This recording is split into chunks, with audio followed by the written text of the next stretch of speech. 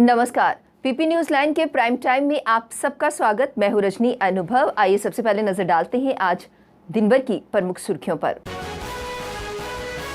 जिला कठुआ में अब खुलेगा जम्मू कश्मीर का पहला होम्योपैथिक मेडिकल कॉलेज।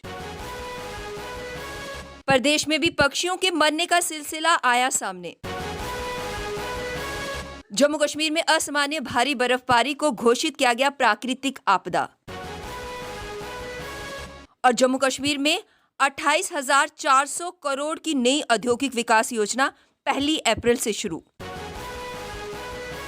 अब समाचार विस्तार से। रामबन के केला मोड़ इलाके में पुल के क्षतिग्रस्त होने से जम्मू श्रीनगर राष्ट्रीय राजमार्ग बंद हो गया है।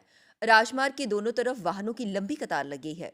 वहीं 4 लेन राजमार्ग का निर्माण कर रही कंपनी ने पुल के क्षतिग्रस्त होने पर वैकल्पिक व्यवस्था को लेकर प्रयास करना शुरू कर दिया है। उधमपुर में भी वाहनों की घाटी की तरफ जाने पर रोक लगा दी गई है। रोके जाने के बाद उधमपुर में भी वाहनों की लंबी कतार लग गई है। रविवार को वाहनों की आवाजाही घाटी से जम्मू की तरफ रखी गई थी। उधमपुर से केवल छोटे वाहनों को ही घाटी की तरफ जाने की अनुमति दी गई। ट्रकों को पुलिस ने सुबह ही जखैनी इलाके में रोकना शुरू कर दिया और दोपहर तक सैकड़ों की संख्या में उधमपुर के जखैनी, बटलवालिया, रठियान, गरनई, मांड, टिकरी व अन्य इलाकों में रोक दिया। चालक सुबह से शाम तक आगे जाने की अनुमति मिलने का इंतजार करते रहे। इसी दौरान सुबह से शाम तक घाटी से हजारों की संख्या में वाहन जम्मू की तरफ रवाना हुए। जम्मू कश्मीर में असामान्य भारी बर्फबारी को प्राकृतिक आपदा घोषित कर दिया गया है।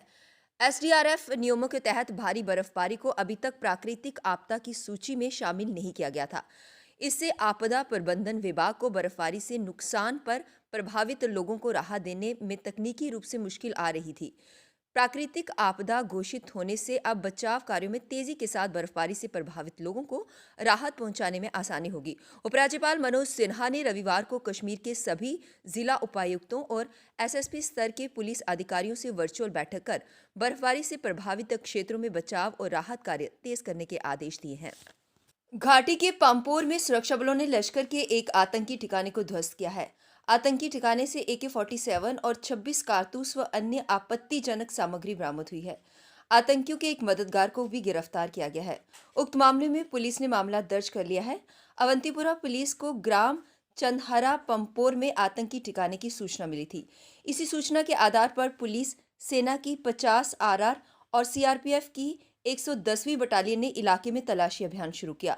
इस दौरान आतंकियों का एक ठिकाना मिला जिसे सुरक्षा बलों ने नष्ट कर दिया। इस ठिकाने से सुरक्षा बलों को AK-47 के 26 कारतूस मिले हैं। जिला कठुआ में जम्मू कश्मीर का पहला होम्योपैथिक मेडिकल कॉलेज खोला जाएगा। होम्योपैथिक मेडिकल कॉलेज बनाने की मांग 70 साल पुरानी थी। अब इसे मोदी सरकार पूरा कर रही है। प्रधानमंत्री कार्यालय के राज्य मंत्री डॉक्टर जितेंद्र सिंह ने ये घोषणा करते हुए कहा कि कॉलेज बनाने को लेकर वह लगातार आयुष मंत्री के संपर्क में है। दिल्ली में आयोजित एक पत्रकार वार्ता के दौरान इस बात की जानकारी देते हुए डॉक्टर जितेंद्र सिंह ने कहा कि कॉलेज बनने से जम्मू कश्मीर में स्वास्थ्य सेवाओं को बढ़ावा मिलेगा।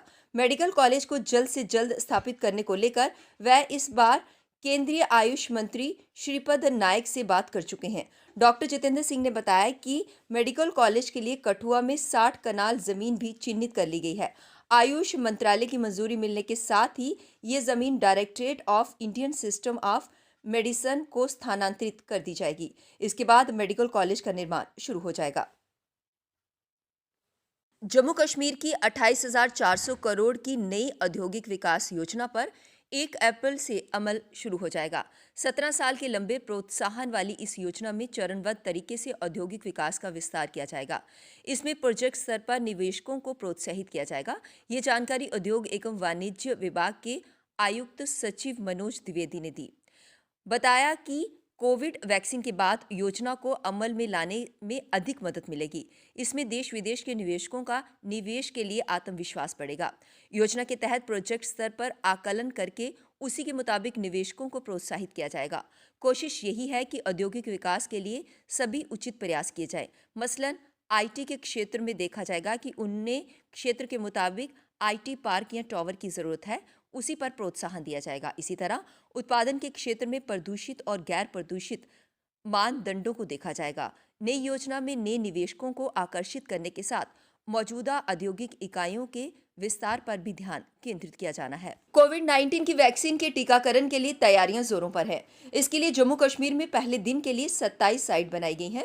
इनमें जम्मू और श्रीनगर में 3-3 साइट होंगी, जबकि 21 अन्य साइट 18 जिलों में होंगी। आज सोमवार को भी सभी को अंतिम रूप दे दिया जाएगा। स्वास्थ्य एवं चिकित्सा शिक्षा विभाग के वित्तीय आयुक्त अतुल डुल्लू की अध्यक्षता में आज होने वाली बैठक में तैयारियों की समीक्षा भी होगी। स्वास्थ्य एवं परिवार कल्याण विभाग से मिली जानकारी के अनुसार जीएमसी जम्मू और स्किम्स सौरा में होने वाले कार्यक्रमों के अलावा इन दोनों ही जिलों में 2-2 और साइट चिन्हित की गई हैं। कश्मीर घाटी को सर्द मौसम ने अपनी आगोश में ले लिया है। सोमवार को एक बार फिर बादल छाने के बाद कश्मीर घाटी में ठंड का प्रकोप बढ़ गया। श्रीनगर में पिछली रात जहां न्यूनतम तापमान -2 डिग्री सेल्सियस दर्ज किया गया, वहीं विश्व प्रसिद्ध स्कीइंग रिजॉर्ट में भी रात तापमान -4.6 डिग्री सेल्सियस रिकॉर्ड किया गया। जम्मू कश्मीर के प्रवेश द्वार काजीकुंड में पिछली रात 0 से 4 डिग्री सेल्सियस कम 2 डिग्री सेल्सियस दर्ज किया गया था और ये एकमात्र स्थान है जहां पारा उप शून्य स्तर से ऊपर बस गया था। अधिकारी ने कहा कि कुपवाड़ा में पिछली रात 0 से 1.5 डिग्री सेल्सियस नीचे, उत्तरी कश्मीर जिले में 0 से 1 डिग्री सेल्सियस नीचे चला गया।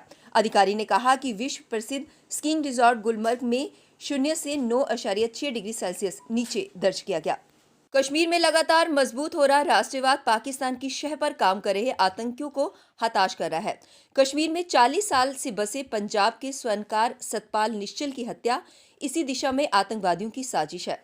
आतंकवादियों की ऐसी कार्यवाही कश्मीर के हालात में तेजी से बदलाव में उनकी उपजी हताश का सबूत है। स्वर्णकार की हत्या की जिम्मेवारी लेने वाले आतंकवादी संगठन द रेजिस्टेंस फ्रंट ने पत्र जारी कर दावा किया है कि स्वर्णकार राष्ट्रीय स्वयंसेवक के एजेंट के रूप में कश्मीर में कार्य कर रहे थे, इसलिए उन्हें निशाना बनाया गया। ये पत्र कमांडर हमजा की ओर से जारी किया गया है।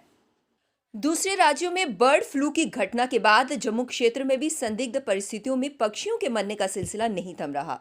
उधमपुर, राजौरी, बिलावर के बाद अब प्लांवाला क्षेत्र के सीमांत गांव पलातन में 200 से अधिक कबूतर मृत पाए गए। इससे क्षेत्र के लोगों में दहशत बनाई है कि कहीं ये बर्ड फ्लू तो नहीं।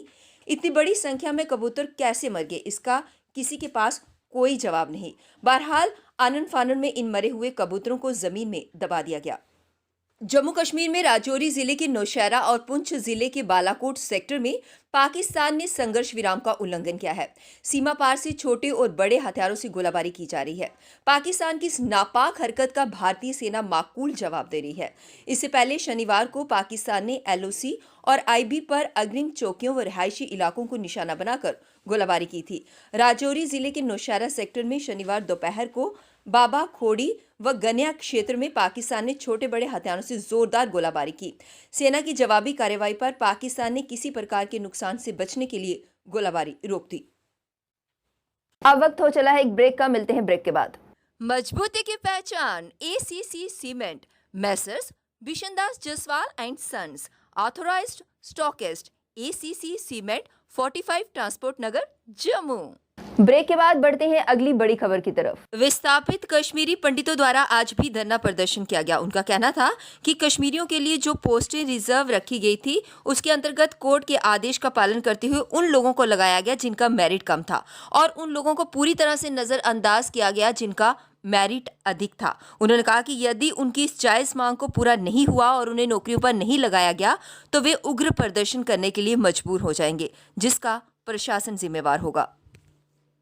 हम लोग यहाँ मेरिट वाले 31 पॉइंट वाले 32 पॉइंट वाले, बट हमें एडजस्ट नहीं किया। आज हमारी बदकिस्मती ये है कि 8 पॉइंट वाला वहाँ जॉब कर रहा है और हम यहाँ पे खड़े रोड पे खड़े हैं। और मैं गवर्नमेंट से अपील करना चाहती हूँ कि जल्द से जल्द हमारी लिस्ट को रिलीज कर ले, नहीं तो हमें इससे भी बहुत बड़ा प्रदर्शन करना पड़ेगा। हमें हाईवे बंद करना पड़ेगा अगर हमारी सुनवाई जल्द से जल्द ना। एक्सिस बैंक पर फ्रॉड का आरोप लगाते हुए सामेचक के एक व्यक्ति ने कहा कि उसका एक्सिस बैंक में 2012 का अकाउंट चल रहा था और उसके अकाउंट में लगभग 3,17,000 रुपए थे, पर जब वह पैसे निकलवाने गया तो उसका अकाउंट नील पाया गया। उसने वहां के मैनेजर पर इस फ्रॉड के मिलीभगत का आरोप लगाया है। भाई मैंने कोई खर्चा नहीं देना गला, भाई मैंने बैंक का लोन नहीं देना। अगर मैंने लोन देना, मेरी गाड़ियों में 2 लोन चलते हैं, लेकिन 3,17,000 मेरा था पेड़ा है। कितने सालों से आपका अकाउंट है? मेरा 2012 से 2012 से मेरा अकाउंट चल रहा है और 4 जो मैंने पॉलिसी कराई उस मतलब आपका 3 लाख रुपया वो इसी जो पॉलिसी हमारा भी अभी इसकी पॉलिसी होनी है, अभी टाइम है इसको। अच्छा ठीक है। अभी ये फरवरी महीने इसकी किस्तें हैं, अगर किस्त मैंने देनी है बैंक वालों ने देनी है। तो आपने कोई पुलिस को कोई इत्तला किया, कोई अभी FIR तक मैंने कोई कार्रवाई नहीं की, क्योंकि मुझे आज ही पता चला 10 घंटे पहले ये लड़का जब जहाँ पैसा निकालने मिल गया। अब मैं पुलिस अनार मोबाइल ऐप जो कि जम्मू में भी शुरू हो गया है, इसमें जम्मू वासियों को जम्मू शॉपिंग फेस्टिवल के तहत हर कैटेगरी के लिए जैसे कि सैलून, स्पास, जिम्स में 50% का डिस्काउंट दिया जा रहा है। ये फेस्टिवल 9 जनवरी को शुरू हुआ था जो 31 जनवरी तक रहेगा। इसके बारे में अनार मोबाइल ऐप से दिव्या वासु ने अधिक जानकारी साझा करते हुए बताया।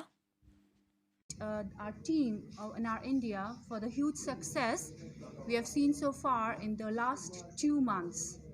So far 10,000 downloads in just 2 months and more than 5,000 discount coupons have been generated and we are very proud of that. Talking about Anar India, I'm very proud that we have been able to establish a very strong team in Jammu. Divyasu Sharma, who's heading. Jammu Kashmir धर्मार्थ trust के कर्मचारियों का प्रदर्शन आज 42वें दिन में प्रवेश कर गया। धर्मार्थ ट्रस्ट के कर्मचारी सरकार से धर्मार्थ ट्रस्ट को भंग करने और जम्मू कश्मीर के मंदिरों को श्राइन बोर्ड में शामिल करने की मांग कर रहे हैं।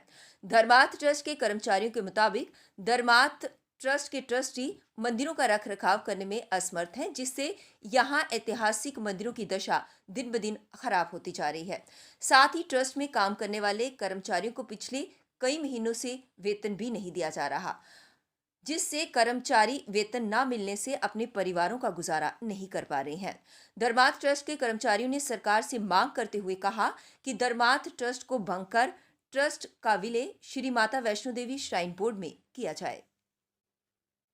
इसकी जांच करने के विषय में, तो जब तक कोई कमेटी गठित नहीं हो जाती तब तक हमारा ये धरना प्रदर्शन और जो हंगर स्ट्राइक है वे चलती रहेगी। हमारी तो एक ही मांग है, इन सभी मंदिरों का एक बोर्ड गठित किया जाए, माता वैष्णो देवी श्राइन बोर्ड के सभी मंदिरों को अधीन किया जाए, यही हमारी एक मांग है। पीपी न्यूज लाइन के प्राइम टाइम के आज के इस अंक में बस इतना ही। मुझे और मेरी पूरी टीम को दीजिए इजाजत और आप देखते रहिए पीपी न्यूज लाइन। नमस्कार। जम्मू में आई टेस्टिंग की साइंटिफिक और मॉडर्न टेक्नोलॉजी के लिए हमेशा याद रखें जेम ऑप्टिशियंस, जहां पर रखा जाता है आपकी हर जरूरत का ख्याल। Gem opticians with the facility of eye exercise, a scan, biometry, pachymetry और ऑटोमेटेड फील्ड एनालाइजर। और हाँ, हमारे यहाँ बढ़िया क्वालिटी के ब्रांडेड स्पेक्टिकल्स, सनग्लासेस और कॉन्टेक्ट लेंसेज मिलते हैं। आपका भरोसेमंद एक ही नाम, Gem opticians, Gandhinagar. Gem opticians, Nai Basti. Gem opticians, Amphalla. Gem opticians, Trikuta नगर।